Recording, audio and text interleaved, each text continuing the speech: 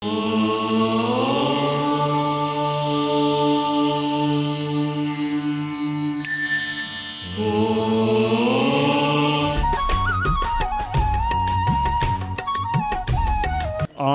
वाङ्मय में कहा गया है, गप्प मुहे। एक आत्मा की ओर मुख रखने वाला व्यक्ति हमारी दुनिया में आत्मा नाम का तत्व भी है और अन्य पदार्थ भी हैं। हमारी अभिमुखता आत्मा की ओर है या पदार्थ जगत की ओर है। अध्यात्म की साधना में 12 और 16 भावनाओं का वर्णन मिलता है। उनमें चौथी भावना है एकत्व भावना। एकत्व, एकता, यानी मैं एक हूं, अकेला हूं। आदमी परिवार में जीता है, समाज में जीता है, देश में जीता है, तो अकेला नहीं भी है, कितनों के साथ वह रहता है। सापेक्ष बात है। आदमी अकेला भी है और आदमी अन्यों से संपृक्त भी है। परिवार में जीता है तो कितनों के साथ रहता है, परंतु साथ रहने पर भी आदमी अकेला है। इसका चिंतन आदमी करे कि मैं आखिरकार अकेला हूं। अकेलेपन का अनुभव करना एकत्व भावना हो जाती है।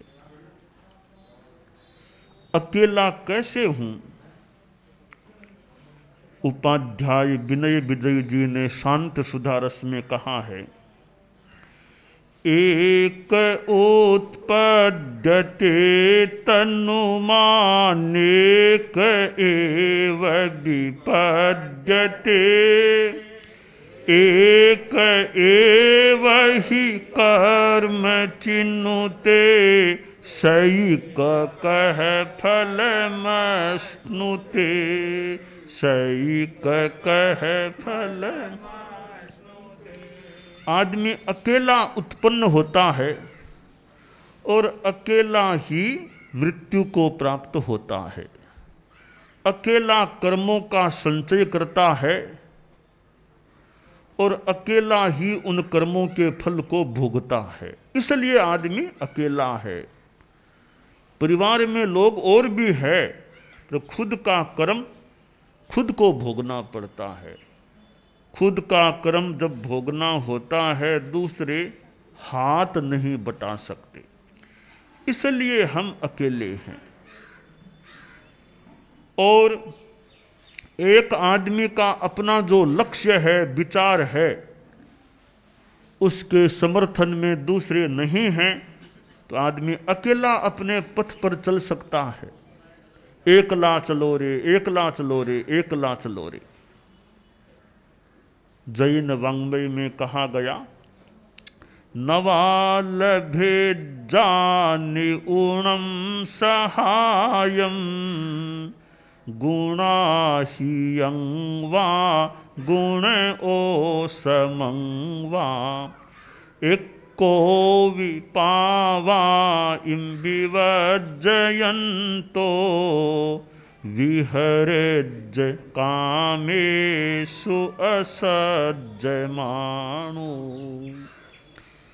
कोई दूसरा निपुण सहायक साथी न मिले, अपने से गुणों में अधिक या गुणों में समान कोई दूसरा न मिले, तो अकेले चलो। पापों का वर्जन करते हुए, पापों का टाड़ा परिवर्जन करते हुए, और कामों में, विषयों में आसक्त न बनते हुए विहार करना चाहिए। आयो है तू एक लोरे जासी एका एक, अकेला तू आया है अकेला जाना है।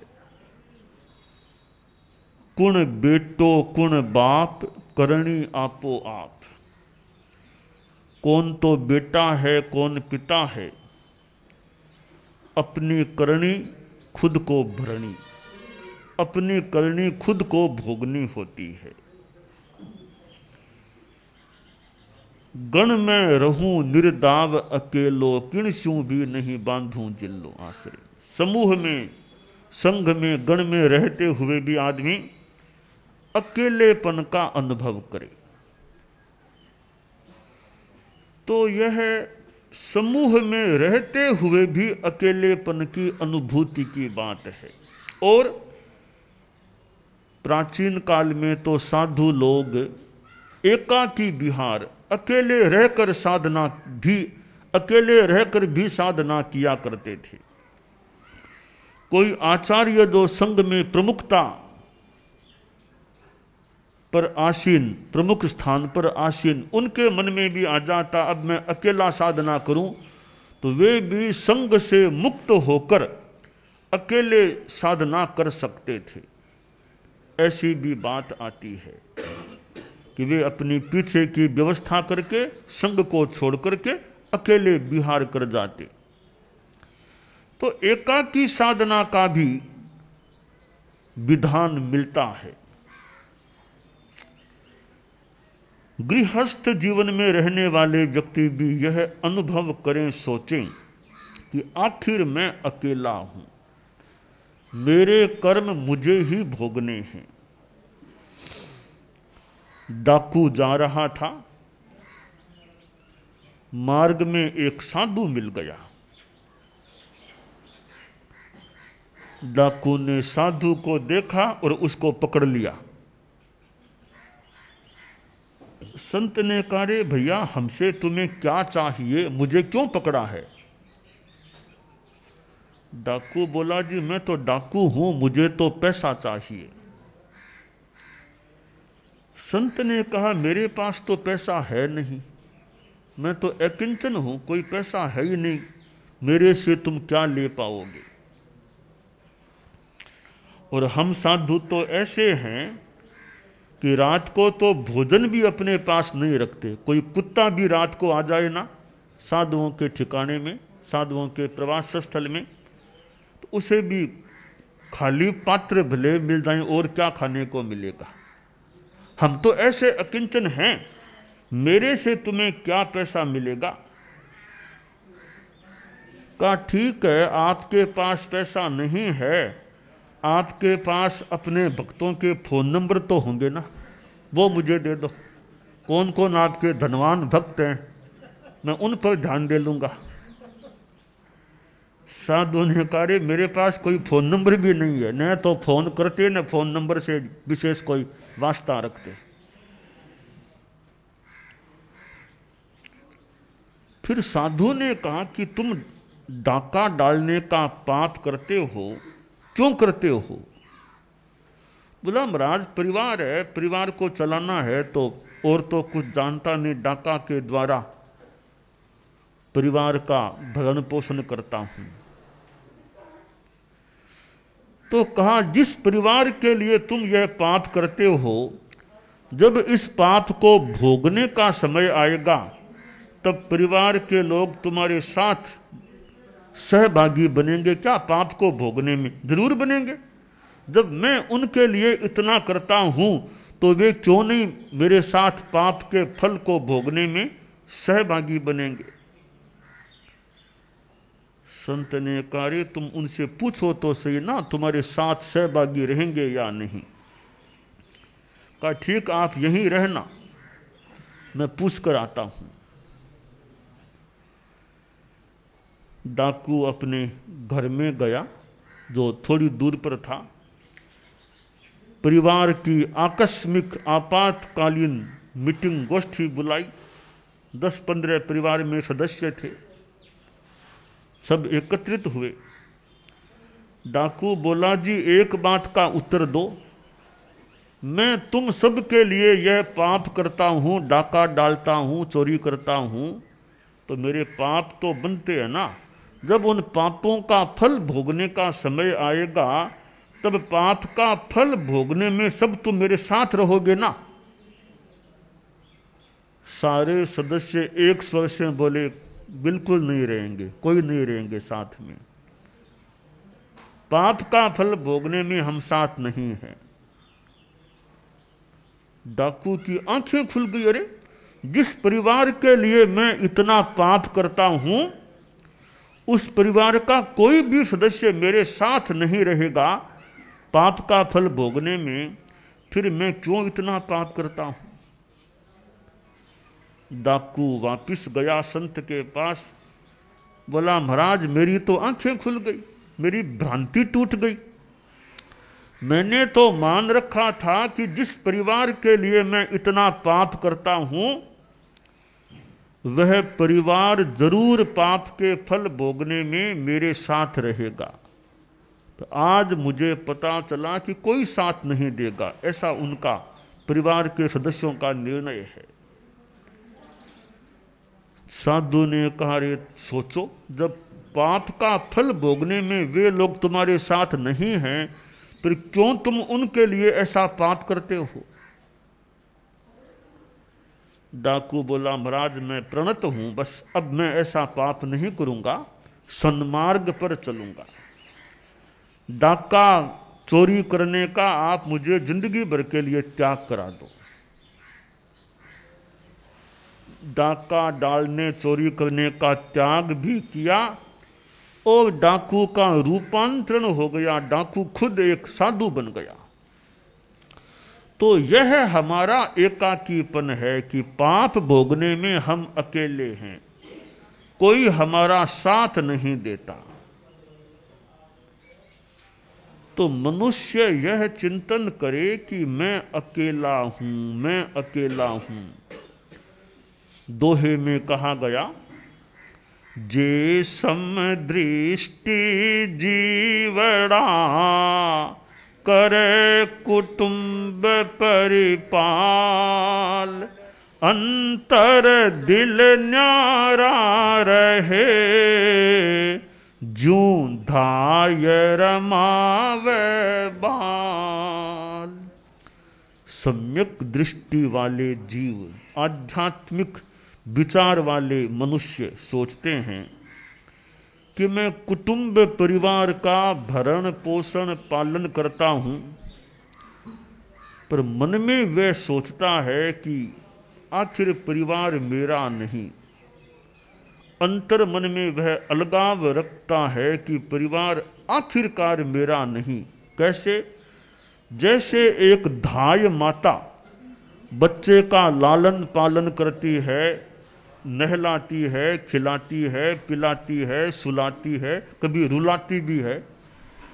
तो मन में सोचती है बच्चा मेरा नहीं, बच्चा तो सेठ जी का है, राजा जी का, मेरा काम तो इसकी सेवा करना है। तो बच्चे की इतनी सेवा शुश्रूषा करते हुए भी धाय माता वह ममत्व नहीं करती कि बच्चा मेरा है। इसी प्रकार सम्यक दृष्टि मनुष्य श्रावक परिवार में रहते हुए भी प्रगाढ़ ममत्व परिवार के सदस्यों के साथ न करे, अपने आप को अकेला अनुभव करे कि आखिर मैं अकेला हूं, अकेला आया हूं और मुझे अकेले को ही जाना है।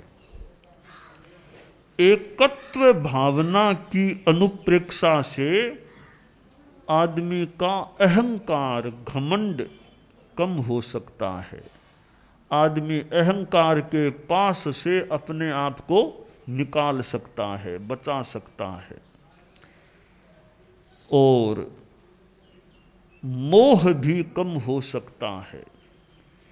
इसलिए हमें एकत्व भावना का यथा अवसर आलंबन लेना चाहिए कि मैं अकेला हूं, एको हम, एको हम, एको हम, न में अथी कोई, एगो हमंसी न में अथी कोई।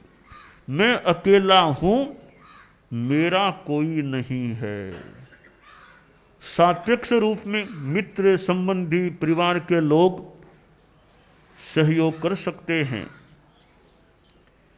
यह भी एक तथ्य है कि सहयोग भी कर सकते हैं, पर एक सीमा के बाद जहां कर्म को भोगने का प्रसंग है वहां आदमी अकेला हो जाता है। अगली गति में खुद को जाना होता है। मरने के बाद कौन कितना साथ में जाएगा।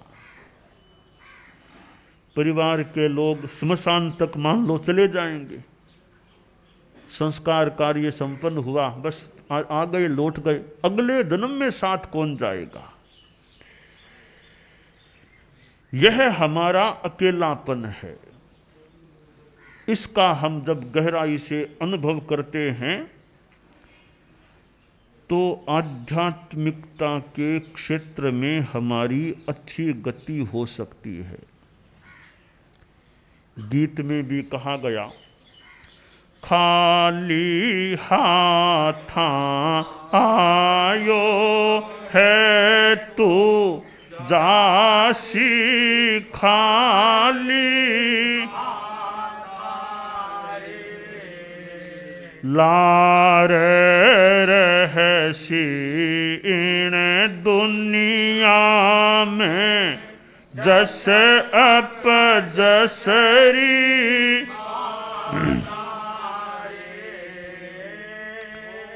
थोड़े जीने रे खातिर क्यों थोड़े,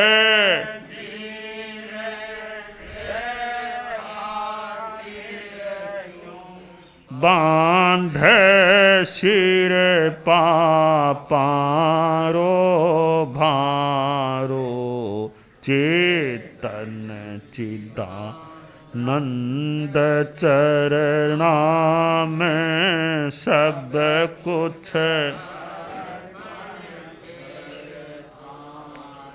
एक नयो पैसो भी थार नहीं चालसी साग, कर्या आप कर माशों ही सुख दुख मिलसी,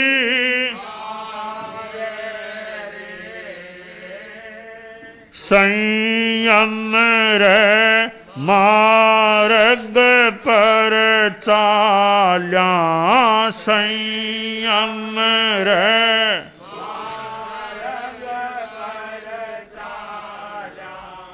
तुलसी निश्चित है निस्तारो,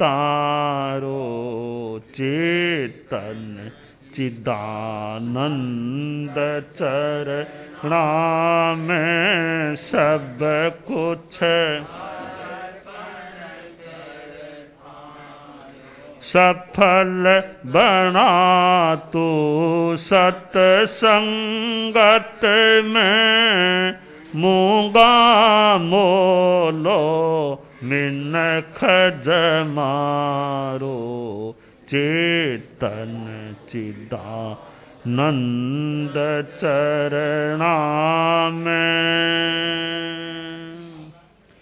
तो हम इस मनुष्य जीवन को सफल बनाने का प्रयास करें और जब सत्संगत का मौका मिले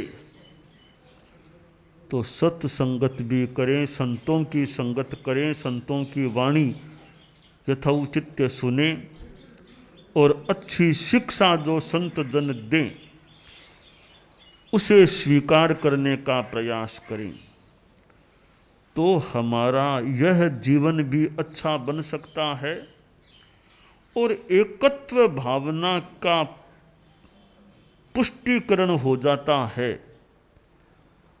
आगे के जन्मों में भी हमारे निर्मलता का प्रादुर्भाव हो सकता है, निर्मलता रह सकती है। तो हम यथा अवसर एकत्व भावना का अभ्यास करें।